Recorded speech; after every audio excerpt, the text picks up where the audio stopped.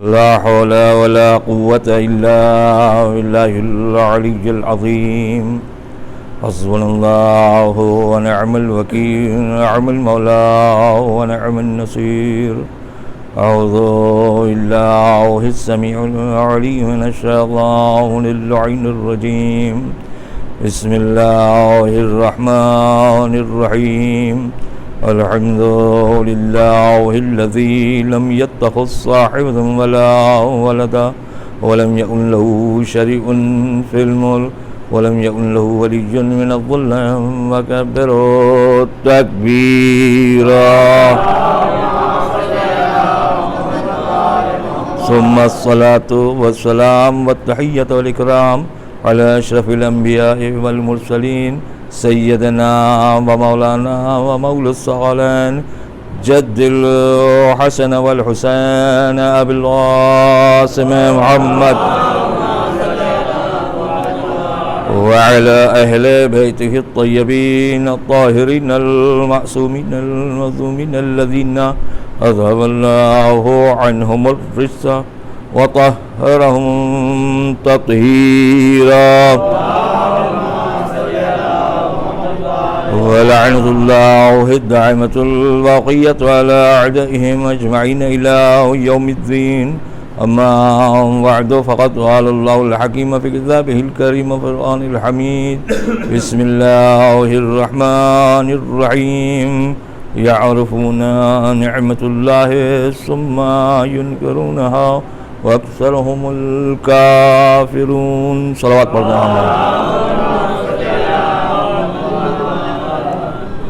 صاحبان علم وزان ملت. قرآن مجید سورہ نحل کی آیہ کریمہ ہے جہاں پر ارشاد ہو رہا ہے کہ وہ اللہ کی نعمت کو پہچانتے ہیں مگر اس کے بعد بھی انکار کرتے ہیں اور ان کے اکثر کافر ہیں.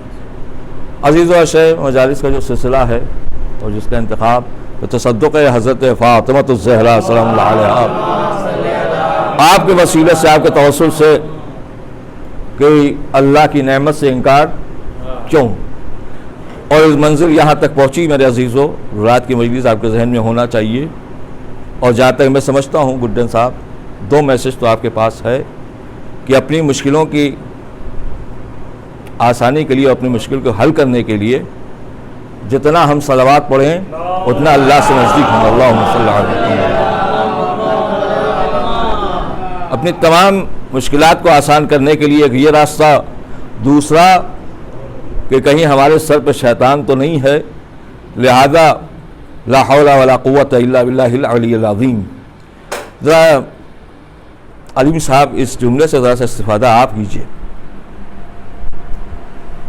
کہ یہ ہمارے اوپر شیطان تو نہیں ہے. اس سے استفادہ یوں کیا جائے کہ لا حول ولا قوت الا باللہ.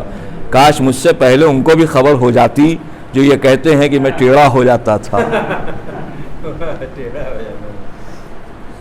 حاوی ہو جائے کوئی میرے اوپر اور لاہور پڑھ دیا جائے تو آسانی ہو جاتی ہے.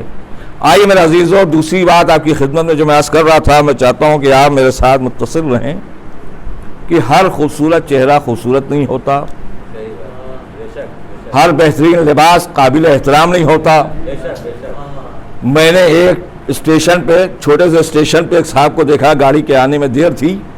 صاحب وہ 3 پیس میں ٹائی وائی لگی ہوئی، بہترین قسم کا بوٹ، اور ایسا بیٹھے تھے کہ میں سمجھا تھا شاید یہ کہیں بہت بڑے آفس کے آفیسر ہوں گے، کوئی منیجر ہوں گے، کچھ ہوں گے یہ. اتنے میں ایک پیپر والا گزرا، سنیے گا ہلال بھائی، اور اس نے ان سے پوچھا کہ بھیا پیپر، کہنا ہاں پیپر ہے، کہنے انگلش والا دینا. بھئی جیسا لباس ویسے ہی تو دکھاوا ہونا چاہیے. انہوں نے انگلش پیپر لے لیا اور اتفاق سے بیچ کا وہ والا پیج کھولا جس میں کوئی فوٹو نہیں تھا. اول لے کر صاحب پیر پہ پیر رکھ کے آرام سے پڑھ رہے تھے. وہیں بازو میں ایک آ کر ایسے شخص بیٹھے جو دھوتی اور کرتا پہنے تھے، دیکھنے میں معمولی آدمی لگ رہے تھے. انہوں نے ان کو دیکھا یہ تو بہت ہی زیادہ منہمک ہے پڑھنے میں. کہنے کوئی خاص نیوز ہے کیا؟ کہنے نہیں ابھی پڑھ رہا ہوں میں، بتاتا ہوں. تو کہنے کہ حضور شاید آپ سے غلطی ہو گئی، الٹا پیپر پکڑے ہیں. دیکھیے کبھی کبھی ایسا ہوتا ہے غلطی سے آپ نے مجھے پرچہ دیا ہے اور میں نے ایسے ہی لے لیا تو آپ نے کہا الٹا ہے تو ٹھیک ہے، لیکن جب میں بہت دیر سے پڑھ رہا ہوں تو کیا پڑھ رہے ہیں آپ؟ تو انہوں نے کہا آپ الٹا پیپر لے لیے ہوئے ہیں. تو بڑی مشکل سے انہوں نے کہا ہاں میری بھی کچھ سمجھ میں آیا، میں دیکھ رہا تھا لائن کچھ عجیب عجیب ہے، کچھ سمجھ میں آیا آپ کے. میرے عزیزوں، صراط مستقیم پہ جو چلنے سے اپنے آپ کو بچانا چاہ رہے ہیں وہ یہی کہتے ہیں کہ سڑکیں ٹیڑھی ٹیڑھی ہیں. میرے عزیزوں، اگر صراط مستقیم سے وابستہ ہو جاتے تو ٹیڑھا ہونے کی ضرورت نہیں تھی. ایک صلوات پڑھ دیں محمد علیہ محمد. تو معلومات لباس کے ذریعے معلوم کرنا اور ہے، اور اپنی حقانیت اور حقیقت سے بنانا اور ہے. میں اپنے چھوٹے بھائیوں کی خدمت میں عرض کروں گا جو اپنے بچوں کو تعلیم دے رہے ہیں، میرے بھائی پوری کوشش کیجیے گا کہ انہیں ڈگری نہ دلائیے گا، انہیں علم دلائیے گا. کیونکہ خالی ڈگری حاصل ہو جائے اور ہمارے کے پاس آئے تو آپ نے ساری مارکشیٹیں ہمارے سامنے رکھ دیں. سوال یہ نہیں ہے کہ ہمارے پاس کتنی مارکشیٹ ہے، سوال یہ ہمارے سینے میں علم کتنا. کیوں؟ اس لیے جب ہمارے اندر مستحکم علم ہوگا تو نہ ہم کسی کے سامنے رسوا ہوں گے اور نہ ہم کسی کے سامنے مروع ہوں گے. کیونکہ آپ نے دیکھا ہوگا کہ صاحب سفید کوٹ پہنے ہوئے ہیں، کہ یہ کون کا ڈاکٹر ہیں، وہ کالا کوٹ پہنے یہ کون ہے، کا وکیل ہیں. معلوم ہوا خالی ڈریس ہی نہ رہ جائے، کچھ حاصل بھی ہو. تو ویسے ہی ہمارے کیا بھی مسئلہ یہی آتا ہے، خالی ڈریس نہ ہو بلکہ اس کے اندر بھی کچھ ہونا چاہیے. اور جب خالی ڈریس ہوگا میرے عزیزوں تو فیصلہ کرنے سے ہم قاصر رہیں گے. اگر آپ ہم سے پوچھیں کون سی آیت کہاں پر ہے اور کس موقع پر نازل ہوئی اور سب سے پہلے آیت کا سنانے والا کون ہے اور کس کو واقعاً آیت کہتے ہیں، یہ بڑا مشکل کام ہو جائے گا. لیکن جب ہماری سمجھ میں آ جائے گا تو پھر ہمیں کسی کے کہنے اور سننے کی ضرورت نہیں ہے. ہمارا فیصلہ خود اتنا مستحکم ہوگا کہ ہم کامیابی حاصل کرتے رہیں گے. ایک صلوات پڑھ دیں محمد علیہ محمد. اور یاد رکھیے گا جس کا جتنا مستحکم علم ہوگا، کیوں کیا مطلب کہ صاحب جتنے آپ لیاقت مند ہوں گے اتنی آپ کی فکر اتنی مستحکم ہوگی کہ جو جیسا غور و فکر کرتا ہے اس کو ویسے ہی اجر ملتا ہے. اسی لیے قرآن نے کہا کہ اللہ کی نشانیاں ہیں، مگر یاد رکھو کسی بھی کام کو انجام دینے سے پہلے اچھی طریقہ سے غور و فکر کر لو تاکہ بعد میں پشیمان نہ ہونا پڑے. دیکھیے بہت توجہ کے ساتھ میرے ساتھ چلیے. آپ کہتے ہیں میرے مولا متقیان حضرت علی ابن ابی طالب، ان کے پاس وفا ساتھی جناب مقداد، کہ میں ایک بار ابو ہریرہ کے پاس گیا تو میں نے دیکھا وہ یہ کہہ رہے تھے کہ پیغمبر اسلام نے فرمایا ہے جو ایک لمحے فکر میں شامل ہو تو اس کے 1 سال کی عبادت سے بہتر ہے. کہتے ہیں میں وہاں سے چلا تو جناب ابن عباس کو کہتے ہوئے سنا، وہ فرما رہے پیغمبر اسلام نے فرمایا ہے 1 ساعت کی فکر 7 سال کی عبادت سے بہتر ہے. ابو ہریرہ نے کیا کہا؟ 1 سال. ابن عباس کہہ رہے 7 سال. یہ کہتے ہیں میں پھر 2 قدم آگے بڑھا تو کسی صحابی نے کہا کہ نبی اکرم نے فرمایا ہے 1 گھڑی کی فکر 70 سال سے بھی کی بہتر عبادت سے بہتر ہے.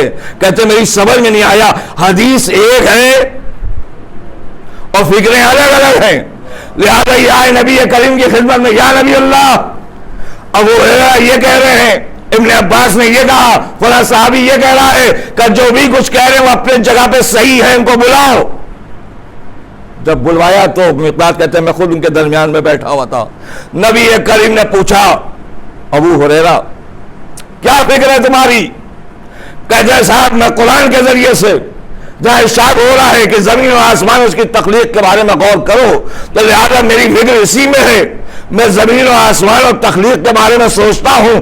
نبی نے فرمایا کہ تمہارے 1 لمحے فکر سال بھر کی عبادت سے بہتر ہے. پھر اس کے بعد کہا ابن عباس تمہاری فکر کیا ہے؟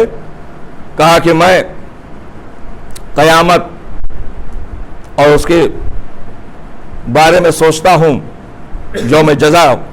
تو آپ نے فرمایا کہ تمہاری فکر جو ہے 7 سال کی عبادت سے بہتر ہے. اور ایک صحابی سے پوچھا تم کیا سوچتے ہو؟ کہ میں جہنم اور اس آگ کی سختی کے بارے میں سوچتا ہوں کہ لہذا تمہاری جو فکر ہے وہ 70 سال کی عبادت سے بہتر ہے. معلوم ہے جس کی جیسی فکر ہوگی اس کو ویسا ہی اجر ملے گا. مگر میرے عزیزو یہ کس نے کیا کیا سوچا؟ ابو ہریرہ جو بھی ہو میں ان کو پہچانتا نہیں ہوں، نام سنا ہے میں نے، تو وہ قرآن کے مطابق غور کر رہے ہیں، لہذا سال بھر کی عبادت سے بہتر مل گئی جزا. ابن عباس قیامت کے بارے میں سوچ رہے ہیں، انہیں قیامت کے بعد حساب سے ان کو اجر ملا. یہ جہنم کی آگ اور اس کی سختی کے بارے میں سوچ رہے ہیں. یعنی یاد رکھو اگر تمہاری فکر شریعت کے بارے میں ہے تو جزا ملے گی، اگر خالی دنیاوی کے معاملے میں ہے تو گمراہ ہو جاؤ گے. صلوات پڑھو محمد آل محمد. مجھے معاف کیجیے گا، کبھی کبھی میں کچھ ایسی بات کہہ جاتا ہوں کہ بالکل عین صداقت ہوتی ہے. مجھے نہیں معلوم کہ عابد میاں تھے اور اجن بھائی تھے، اور یہاں پہ اس وقت جب میں نئے مکان میں رہتا تھا، مطلب یہ سنیے، مطلب مجھے انکیا سے کوئی جاتا تھا لے کے آتا تھا. میں جب پہنچا تو یہاں ساری بھیڑ تھی. اس وقت جس حساب کا مکان تھا سب بیٹھے تھے، محمد بھائی، صفو صاحب، فسو صاحب، اجن بھائی، اغن صاحب سوسانی کرتے تھے. میں اس وقت پہنچا، یہاں کوئی گفتگو ہو رہی تھی، اس کے بعد وہ گفتگو ختم ہو گئی. کسی بات پہ دو بھائی کسی بات پہ بحث کر رہے تھے، جھگڑا نہیں. اور کہنے نہیں دیکھیے میری سمجھ میں یہ آ رہا، انہوں نے کہا نہیں میری سمجھ میں یہ آ رہا، اچھا چلو ختم. مجلس شروع ہوئی. میں نے بالائے منبر اللہ جانے کیسے اسی فیصلے کو قرآن سے ثابت کر دیا. اب جیسے ہی میں نے کہا وہ دونوں ایک دوسرے کا ہاتھ پکڑ کے کہا بھائی تم مجھے معاف کرنا، انہوں نے بھائی تم مجھے معاف کرنا. میری سمجھ میں نہیں آئی میں نے کیا ہوا، تو میں کچھ نہیں، آپ پڑھتے رہیے. بعد میں پتا چلا جو بات یہاں ہو رہی تھی لا علمی میں، وہ آپ نے قرآن کی دلیل پیش کر دیا. مقصد یہ ہے کہ یہ ممبر اسی لیے ہے کہ اگر لوگ دور ہو رہے ہوں تو انہیں قریب لانے کا راستہ ڈھونڈ لو. اے صلوات پڑھو محمد آل محمد. بھئی میرے مولا علی سے زیادہ کون ہے؟ تبھی تو انہوں نے کہا سلونی، پوچھ لو مجھ سے، پوچھ لو قبل اس کے میں تمہارے درمیان سے غائب ہو جاؤں. اور کہاں کہہ رہے تھے؟ کہا منبر پہ کہہ رہے تھے. کوئی ایک بھی بندہ ایسا نہیں تھا جو معاذ اللہ یہ کہتا یا علی صاحب منبر ہو کے جھوٹ بولتے ہو، کہ تمہیں خبر ہی نہیں ہے جو عرش کے بارے میں بیٹھے بیٹھے بیان کر دے تو اگر منبر سے بیان کرے تو اس میں حیرت کیا ہے. اے صلوات پڑھو محمد آل محمد.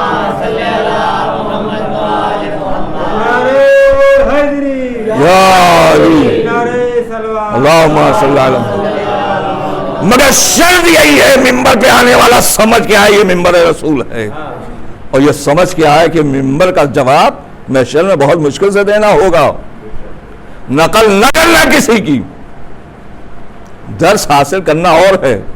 میرے مولا نے جو کہا، ایک صاحب کو شوق پیدا ہوا ہم بھی کہہ دیں. کیوں؟ انہوں نے یہ دیکھا تھا کہ ایک موقع تھا کہ جہاں میرے مولا علی آواز دے رہے جسے جو پوچھنا ہو، تو ایک جوان سامنے آیا تھا اور اس نے کہا یاری یہ بتائیے جبرائیل کہاں ہے؟ علم امامت کو پہچانیے. کہتے ہیں مغرب کی طرف دے گا، مشرق کی طرف دے گا، اس زمین کی طرف دے گا، آسمان کی طرف دے گا. اس کے بعد کہا انت جبرائیل. میں نے کہا یاری جو ایک لمحے میں جواب دیتا ہے اس کو دیر کیوں لگی؟ کہا میں نے پورے مغرب کو دیکھا، پورے مشرق کو دیکھا، پوری زمین کو دیکھا، پورے فلک کو دیکھا. جب میں نے دیکھا تم کہیں نظر نہیں آ رہے ہو تو سمجھ گیا یہ تم ہو. تو لہذا کا اچھا علی ایسی آسانی سے جواب دیتے ہیں. آگے منبر پر پوچھ لو مجھ سے جو پوچھنا ہو. کوئی کھڑا ہوا یا نہیں کھڑا ہوا، تاریخ بتاتی کہ عورت کھڑی ہو گئی. اس نے کہا حضرت مجھے میرے سوال کا جواب دے دیجئے. کیا ہے؟ کہ خالی اتنا بتائیے ایک شخص مدینے میں رہ رہا ہے اور مدینے میں اگر کسی کا انتقال ہو جائے وہ اس کا جنازہ چھوڑ دے، مدائن کتنا دور ہے وہاں چلا جائے، آخر یہ دونوں کے جنازے میں فرق کیا ہے؟ اب جواب تو تھا نہیں تو انہوں نے سوال کر لیا. سوال کیا تو سوال کا بھی جواب رہ گیا. کہا پہلے یہ بتاؤ تم خود سے آئی ہو یا تمہارے شوہر نے بھیجا؟ خود سے آئی ہو تمہارے پر لعنت، شوہر نے بھیجا ہے تو شوہر نے لعنت کا۔ پھر سوال اٹھ گیا کسی کے بارے میں بتاؤ خود آئی تو معلوم ہے ممبر تو بہت عظیم جگہ کا نام ہے، لیکن اگر ممبر سے ہم جدا ہو گئے تو یہی ممبر ہمیں رسوا بھی کر دے گا۔ میں انتہائی معذرت کے ساتھ، میری آواز ریکارڈ بھی ہو رہی ہے اور انشاءاللہ پورے ہندوستان سنے گا اس آواز کو، میں ہاتھوں کو جوڑ کے آواز دوں گا، اے لباس والو، یہ لباس بھی ملا ہے انہی کے صدقے میں۔ اے ممبر پہ آنے والوں، ممبر بھی ملا انہی کے صدقے میں، اور اے فرش پہ بیٹھنے والوں، یہ فرش بھی ملا ہے انہی کے صدقے میں۔ یہ ایک طرح سے قرض ہو گیا ہے میرے سر۔ آپ نے تو کہا کہ صاحب مولانا صاحب آئے تھے، ہم نے ان کو نذرانہ دے دیا، مولانا صاحب جو نذرانہ لے کے گئے اس کا حق بھی ادا کیا ہے یا نہیں؟ عزیزو، حق ممبر کیا ہے سوائے ولایت آل محمد؟ اگر کہیں میں نے غلطی سے کہہ دیا صرف یہی، بس یہی رہ گیا، مجھے بتاؤ اس کے علاوہ ہے کیا جو رہ گیا؟ ایک صلوات پڑھو محمد آل محمد۔ بھئی یہی رہ گیا ہمارے پاس۔ ابھی آپ پڑھ رہے تھے نا نماز سے متعلق کہ امام حسین نے کیا بچایا؟ نماز۔ اتنی شہرت ہو گئی، یاد رکھیے گا کبھی کبھی غلط بات کی شہرت ہو جائے تو وہ صحیح سمجھی جاتی ہے۔ میرے عزیزوں مجھے بتاؤ، امام حسین علیہ السلام کربلا میں صرف نماز کو بچانے آئے تھے؟ بھئی اگر آپ خالی فروع دین لے لیجئے، بچوں سے پوچھئے فروع دین کتنے ہیں؟ بتایا 10۔ اول اگر سب مل کے جواب دیتے ہیں نماز، دوسرے، تیسرے، چوتھے، پانچویں، چلتے چلے جائیے تو معلومات فروع دین میں خالی نماز کہاں ہے؟ اگر حسین ابن علی سے نماز کے لیے گئے تو روزہ کہاں چلا گیا؟ اگر خالی نماز کے لیے گئے تو حج کہاں رہ گیا؟ میں ایسے موقع میں گھٹنا سے مثال دوں میرے عزیزوں، معذرت کے ساتھ گھر کا نام نہیں لے سکتا ہوں مگر زور ہے عابد یہاں پہ میرا، آپ کے گھر میں ماشاءاللہ کیا کیا سامان ہے؟ واشنگ مشین بھی ہے، فریج بھی، دیکھا نہیں میں نے مگر احساس ہے مجھے، پنکھے بھی لگے ہیں، کولر بھی لگے ہیں صاحب، اور کتنی لائٹیں لگیں، اور نہ معلوم کتنے اچھے اچھے قالین، اور یہ سب ہے۔ جلانے والے نے کیا جلایا؟ مکان۔ سنیے گا، جلانے والے نے کیا جلایا؟ مکان۔ اور جب ان سے پوچھا گیا کہ میری فریج جلا دی گئی، یہ مکان کہا گیا، اس کا نام کیوں نہیں لے رہے ہیں؟ اور اگر ایسے موقع میں کسی نے ہمت کر کے بچا لیا اس مکان کو آگ سے تو انہوں نے کہا میرا فریج بچ گیا، تو مکان کہاں گیا؟ بتاؤ حسین کربلا میں بچانے کیا آئے تھے؟ پوری شریعت، پورا دین اسلام۔ تو پوری شریعت و دین اسلام کو بچانے والے کے لیے خالی نماز نماز کہہ کے گناہگار ہو رہے ہو؟ پوری دین و شریعت کا، پوری وحدانیت اور رسالت کو بچایا ہے۔ ورنہ آقا حسین سے عظیم شخصیت کون ہے؟ آپ کو نماز یاد آ گیا، خانہ کعبہ میں حج کو انہوں نے تبدیل کیا تاکہ حرمت خانہ کعبہ بچ جائے۔ کعبے کا نام کیوں نہیں لیتے ہیں؟ کہ حسین ابن علی نے کعبہ بچایا ہے۔ یہ نماز کا نام لے کر اپنے کو بھی دھوکہ دیا جا رہا ہے اور سننے والوں کو بھی دھوکہ دیا جا رہا ہے۔ ورنہ اگر نماز اتنی اہم ہوتی تو حسین کو پشت رسالت پہ آنے کی ضرورت نہیں۔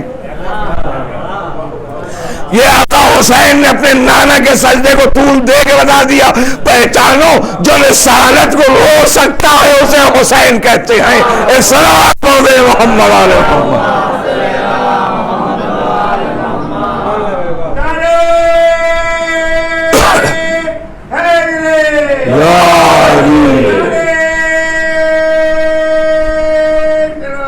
اللہم صلی علی محمد۔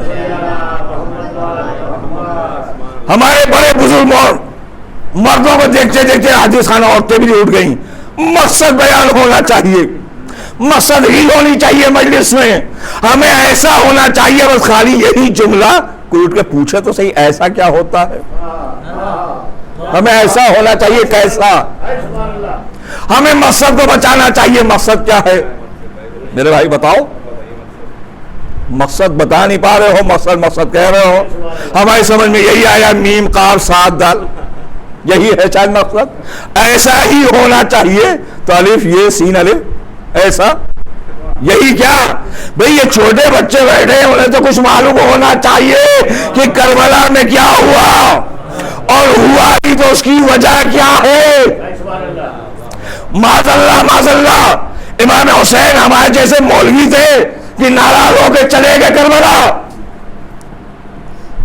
یہ علی کے بیٹے کا نام حسین ہے نا, کہ وہ علی تو کسی میدان سے شکست کھا کے نہیں آئے ہیں, مگر بعد رسول کتنے مظالم میں ہیں.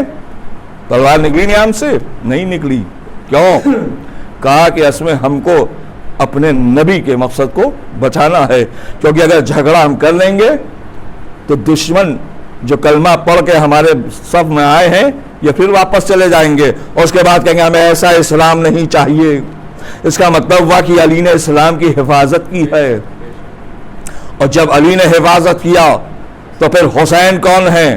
اور پھر میں ایسے موقع پہ کہوں گا حسین تو بہت بڑی شخصیت کا نام ہے, حسین کی آغوش میں پلنے والے کو پہچان لو تو حسین سمجھ میں آئیں گے. آپ کہیں گے یہ حسین تو پلے ہیں کسی کی گود میں, تو سمجھ میں آیا حسین کی گود میں کون پلا ہے. پہنچے آپ؟ کہیں نہیں پہنچے. آقا حسین نے کس کو پالا؟ کہ جناب باب الحوائج حضرت عباس. معمولی شخصیت عباس نہیں ہے, اور ان کا درجہ بھی میرا عزیز و عظیم ہے. آپ بتائیے حسین ابن علی نے نانا کی زبان چوسی ہے, نانا کے آغوش میں رہے.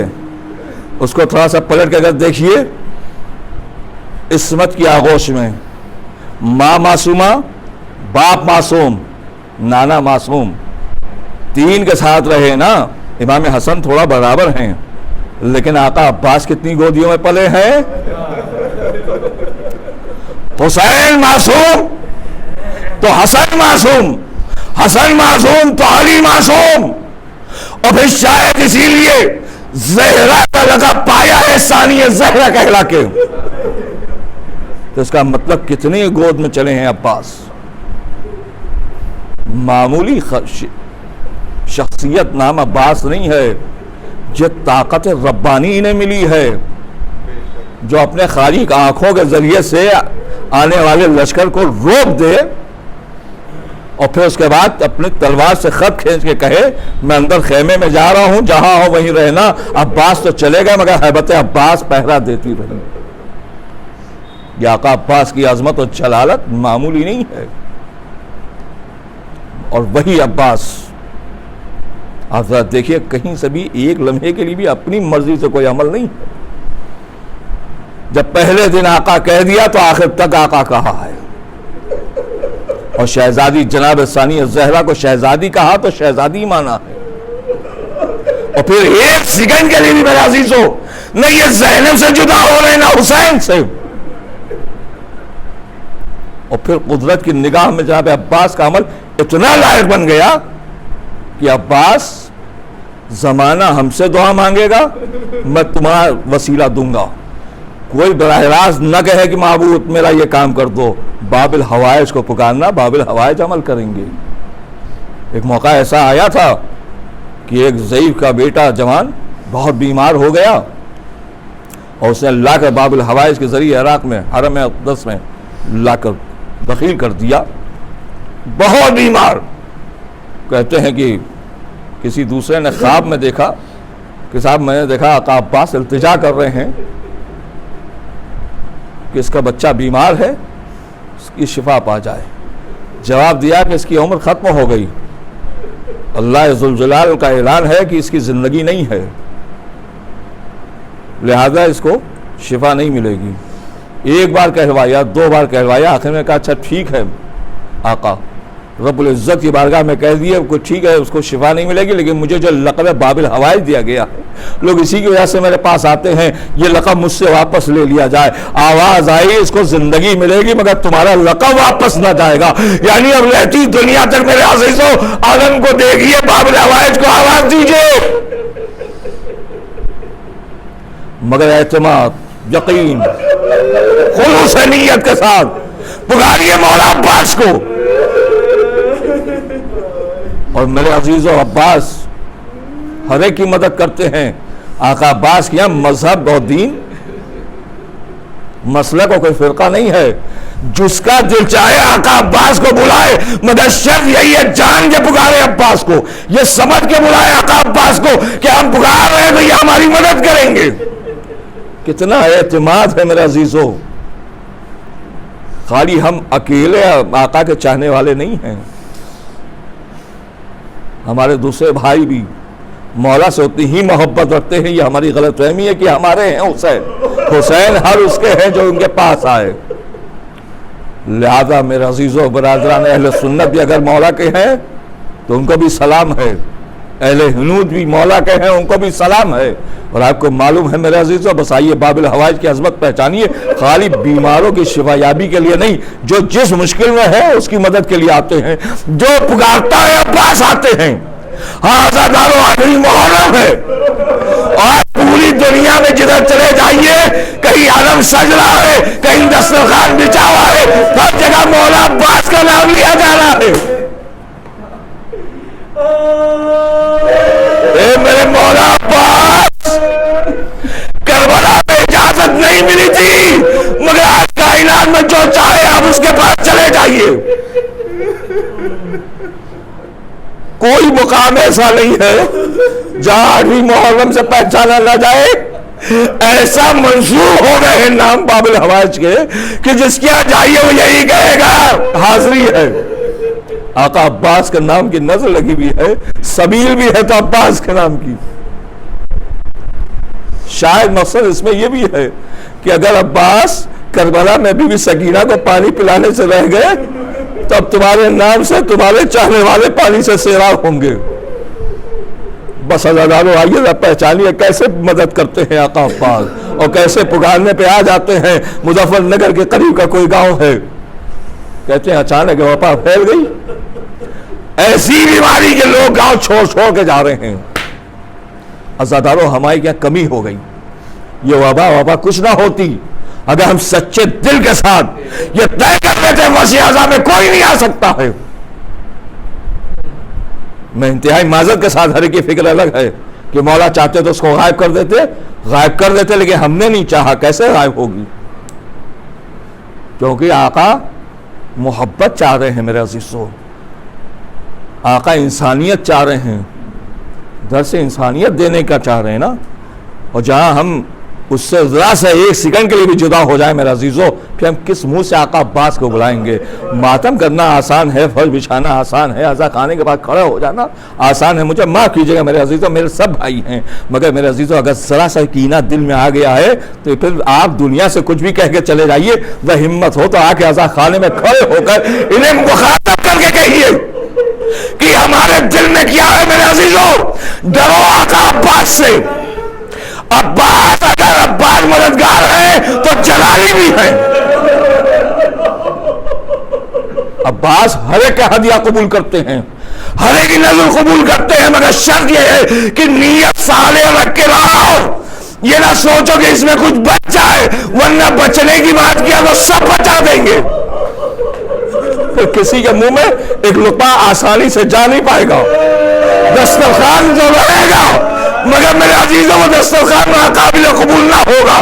لہذا میرے عزیزوں یہ بڑائی نہیں ہے ہمارے کیا سب کچھ ہوتا ہے، نہیں ان کے لیے کرو تاکہ قابل قبول بن جائے۔ مظفر نگر کی جو خاتون ہے میرے عزیزوں کہ جب سب چاہ رہے تھے تو اچانک کسی مسلمان نے دیکھا سب کیا تو تالا لگ گیا، ایک کوٹری میں مگر تالا کھلا ہوا ہے، دروازہ کھٹکھٹایا، کچھ خبر ہے وبا پھیلی ہوئی ہے، سارے لوگ جا رہے ہیں، کہا مگر میں کیا کروں، فرق میں محرم کا چاند نمودار ہو گیا ہوں، سب جا رہے ہیں، جانے تو میں کیا کروں، میرے محرم ہونا ہے۔ اور سنو جو شب عاشور آتی ہے تو اس چوک میں ایک چھوٹا سا تعزیہ رکھتی ہوں، یہ ہندو عورت کہہ رہی ہے۔ اس نے کہا کہ سنو جب زندہ رہوگی تبھی تو رکھو گی نا۔ اس نے کہا زندگی کی بات کرتے ہو، یہ میری بیٹی، یہ میری حیات آقا عباس کا صدقہ ہے، یہ میرے امام بابا کی دین ہے، تو جس کے پاس امام بابا ہے اس کے لیے موت کا تصور کیا ہے؟ انہوں نے کہا چھوڑو اسے، پاگل ہے، چھوڑ دیا۔ عزادار النبی محرم کا دن گزر گیا، شب عاشورہ نمودار ہو گئی، جو اس کا طریقہ تھا تعزیہ چھوٹا سا رکھ دیا، اور کچھ نیاز کے نام پہ اس نے پکا کے رکھا ہے۔ وہاں گاؤں کا طریقہ یہ تھا، کسی حافظ جی کو بلاتی تھی، آ کے آواز دیتی تھی چلیے چل کے فاتحہ دے دیجئے، کیونکہ ظاہر بات ہے اس مذہب کی ہے جو اسے معلوم نہیں کہ کیا پڑھنا چاہیے۔ کہتی ہے آئی تعزیہ کے سامنے، کہا امام بابا اس دیہات میں کوئی رہ نہیں گیا، اور کیا پڑھا جاتا مجھے معلوم نہیں، امام بابا قبول کر لیجئے۔